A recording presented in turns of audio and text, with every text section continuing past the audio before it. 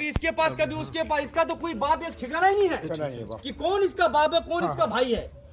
आज जो है मुजाहिद साहब कहते हैं कि हम जो है आपके हक के लिए लड़ेंगे, तो भाई पहले आप तो पहले सोचो कि आप किस तरफ हैं। एक मर्तबा आप यूं कहते हैं कि नहीं हम जो है मुसलमानों की रहनुमाई बनेंगे, ये जो है गद्दार है, और उसी गद्दार की गोद में जाके आप बैठ गए, उसी गद्दार की गोद में आप बैठ गए। लेकिन जो हक के लिए लड़ता है, जो बिल्कुल देखिए हमारे जो है अख्तरुल ईमान साहब के साथ में 4 विधायक और भी आया था, जीत के अल्हम्दुलिल्लाह सबने दुआ किया था, आया था। इन लोगों ने चारों छोड़ दिया पैसे के खातिर। अगर अख्तरुल ईमान चाहते थे तो ये भी सड़क जाते थे, लेकिन हक के लिए अल्हम्दुलिल्लाह जो आज किशनगंज के आवाम से जो वादा किया है कि हम मर जाएंगे मिट जाएंगे लेकिन हक के लिए लड़ेंगे, अल्हम्दुलिल्लाह उसी का आज बारी है।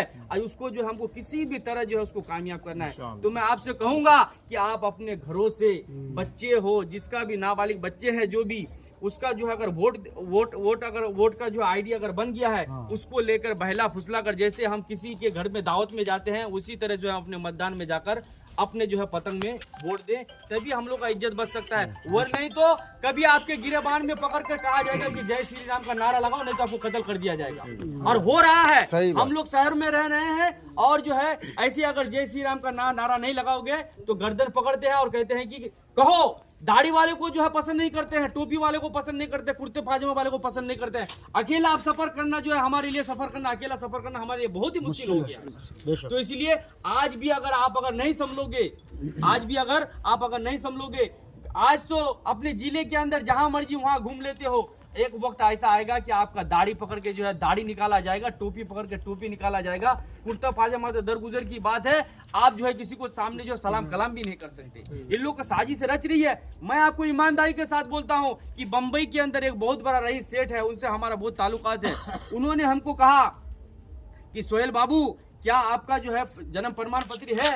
हमने कहा कि हम तो घर में पैदा हुए, हम तो घर में पैदा हुए, तो हमारे पास जन्म प्रमाण पत्र कहाँ है? तो फिर कहा कि आप जो यहाँ बिजनेस करते हैं, याद रखिए अगर आपके पास जन्म प्रमाण पत्र नहीं है तो आपसे पूरी आपका हक छीन लिया जाएगा। तो हम कहे कि हमारे पास तो भाई बिजनेस का सारा सबूत है, हमारे पास वोटर आईडी है, आधार कार्ड है, उसके बाद जो है हमारे पास जो है पासपोर्ट है, सब है। कहा कि वो सारी चीज रहने दो, तुम्हारे 200 साल तुम्हारे दादा परदादा का सबूत मांगेगा, उसका जो है जन्म प्रमाण पत्र मांगेगा। अच्छा जन्म प्रमाण पत्र की तो बात तो जाने दो, उसका क्या तुम्हारे पास पहचान पत्र भी है? तो हमने कहा कि नहीं।